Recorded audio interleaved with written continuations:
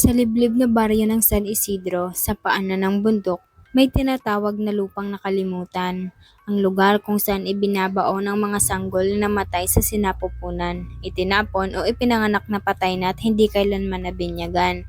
Sinasabi ng mga matatanda na doon naninirahan ng mga tiyanak, mga kaluluwang puno ng puot at hinagpis, naging halimaw dahil sa pagpapabaya ng tao. Sila ay nagkukunwaring inosenteng sanggol upang akitin ng sino mang mapapadpad. At kapag malapit ka na, ipapakita nila ang kanilang tunay na anyo. Matatalim ang ngipin, mahahaba ang kuko at uhaw na uhaw sa dugo at laman ng buhay na tao. Ako si Rolly, 20 taong gulang noon. Kasama ang aking dalawang kaibigan na sina Berto at Kiko, nagpasya kaming pumunta sa lugar na iyon isang gabi. Hindi dahil sa paniniwala, kundi upang patunayan na matatapang kami at walang katotohanan ng mga kwento. Bago kami umalis, binalaan kami ni Lola Ising. Kapag narinig ninyo ang iyak ng sanggol, huwag kayong sasagot, huwag kayong lalapit, at higit sa lahat, huwag kayong titingin sa kanilang mga mata. Dahil kapag nakita nyo sila, ay ibig sabihin ay hindi na kayo makakaalis pa. Tinawanan lang namin ang babala, 11:00 ng gabi. Narating namin ang lupang nakalimutan, madilim, malamig at puno ng amoy na pinaghalong bulok na laman at matatamis na bulaklak. Puno ito ng mga bunton ng lupa na walang pangalan, walang krus. Habang naghuhukay sina Berto at Kiko upang kumuha ng buto para gawing anting-anting, bigla kaming nakarinig ng mahina at malungkot na pag-iyak ng sanggol mula sa gilid ng malaking puno ng balete. "May bata ba dito?" sigaw ni Berto, puno ng awa. "Baka itinapon. Wala ba tayong puso?" Kahit na kinakabahan ako, sumunod ako sa kanila. Habang papalapit kami, lalong lumalakas ang iyak. Pero nag-iiba na ang tono. Mula sa malambing ay naging matinis at sobrang sakit sa tenga.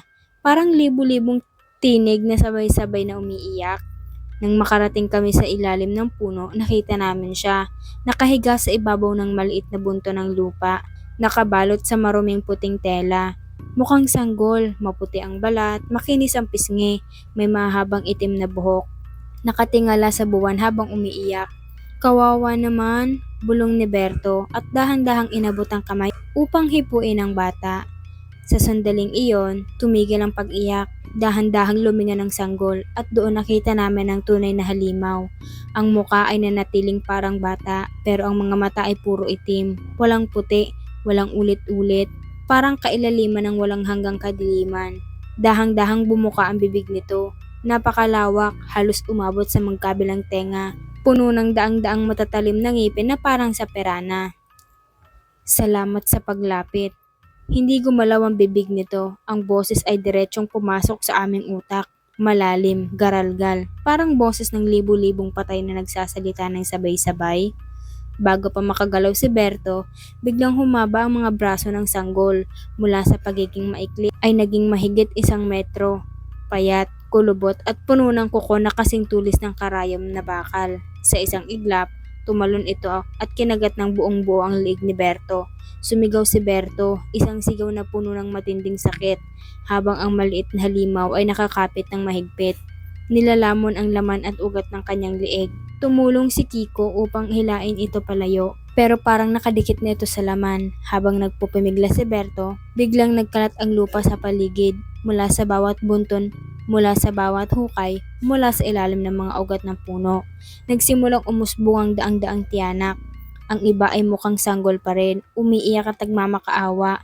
Ang iba ay nagsisimula ng lumaki, kasing laki ng 3 o 5 taong gulang. Kulubot ang balat, walang ilong, at ang kanilang mga bibig ay puno ng matatalim na ngipin.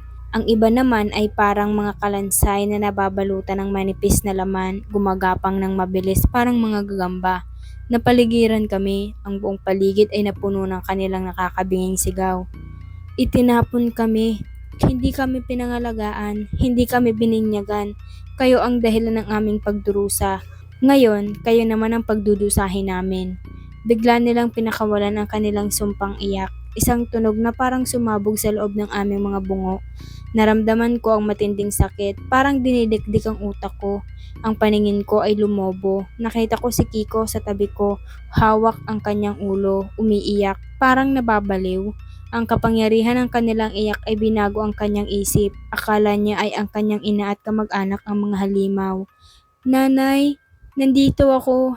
Yakapin mo ko. Sigaw ni Kiko at tumakbo siya papalapit sa pinakamalaking tiyanak, isang halimaw na kasing laki ng batang 7 taong gulang. Walang balat sa muka, kitang-kita ang kalansay sa ilalim. Ngunit ang halimaw, isang ngiti na puno ng dugo. Oo anak, halika, yakapin mo ko. Nang yakapin ni Kiko ang halimaw, narinig ko ang pinakamasakit na sigaw na narinig ko sa buong buhay ko.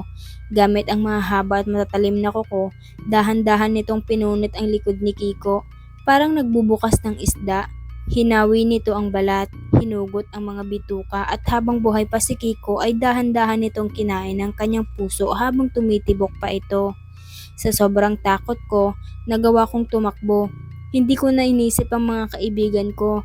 Alam kong patay na sila. Tumakbo ako ng mabilis habang naririnig ko sa likuran ko ang kanilang mga iyak, tawa at tunog ng pagngat-ngat ng laman. Pero hindi pa ako ligtas. Habang tumatakbo ako, naramdaman ko ang malamig na hangin sa likuran ko. Narinig ko ang mahina at pamilyar na iyak. Malapit na, napakalapit na. Lumingon ako saglit at nakita ko siya. Ang unang tiyanak na kumain kay Berto ay sumusunod sa akin. Hindi na siya mukhang sanggol. Lumaki na siya, kasing laki na ng tao. Ang buong katawan ay puno ng dugo at laman. Ang bibig ay puno ng mga buto na kanyang kinain. Ang kanyang mga mata, puro itim, nakatitig sa akin ng puno ng pagnanasa. Huwag kang tumakbo, ikaw pa ang natitira. Kailangan namin ng iyong dugo upang mabuhay, upang magkaroon ng pangalan. Sa wakas, narating ko ang gilid ng gubat, nakita ko ang liwanag ng poste sa kalsada. Sa huling lakas ko, tumalon ako at tumakbo papalayo. Narinig ko ang matinis na sigaw ng halimaw habang napipilitan silang huminto sa gilid ng gubat dahil hindi sila makalagpas sa hangganan ng kanilang libingan. Nakaligtas ako, pero mula noong gabing iyon, hindi na ako kailanman naging payapa. Ilang linggo matapos ang pangyayari, napansin ko ang kakaiba. Tuwing gabi kapag tahimik ang paligid, naririnig ko ulit ang tiyanak, hindi sa labas, kundi sa loob ng bahay ko. Minsan, kapag tumitingin ako sa salamin, nakikita ko sa likuran ko ang isang maliit na anino, nakatayo, nakatingin sa akin, ang mga mata ay puro itim, at ang pinakamasama, nararamdaman ko ang maliit at malamig na kamay na humahawak sa paa ko habang natutulog ako. Hindi nila ako sinundan palabas ng gubat noon, pero dinala ko sila kasama ko. Dahil noong gabing iyon, habang tumatakbo ako, hindi ko na malaya na may maliit na buto na sumabit sa damit ko. Buto ng sanggol mula sa kanilang libingan, at ngayon, alam ko kung bakit. Ang mga tiyanak ay hindi lang naghihintay sa kanilang libingan. Kapag nakuha nila ang iyong amoy, kapag nakuha nila ang bahagi mo, hindi ka nila bibitawan hanggang hindi ka nila nakakain. Kamakailan lang habang naglalakad ako sa kalsada, narinig ko ulit ang boses niya. Malinaw, malapit sa aking tenga. Huwag kang matakot, malapit na. Babalik na tayo sa lupang nakalimutan. At sa pagkakataong ito, hindi ka na makakatakas pa. Kaya't babala ko sa inyo, kung makarinig kayo ng iyak ng sanggol sa gilid ng gubat, sa ilalim ng puno, o sa liblib na lugar, huwag kayong lalapit. Dahil baka hindi ito sanggol, baka isa na sila sa mga tiyanak, naghihintay lang ng susunod na biktima. At baka, sa susunod na iyak, ikaw na ang kanilang tinatawag.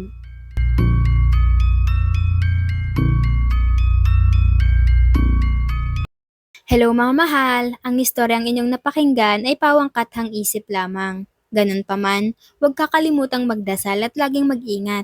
Huwag din kalimutang i-like, i-share, i-follow ang ating page at mag-comment sa ating story para ma-shoutout kita sa ating mga susunod na upload. Maraming salamat sa pakikinig. Ingat!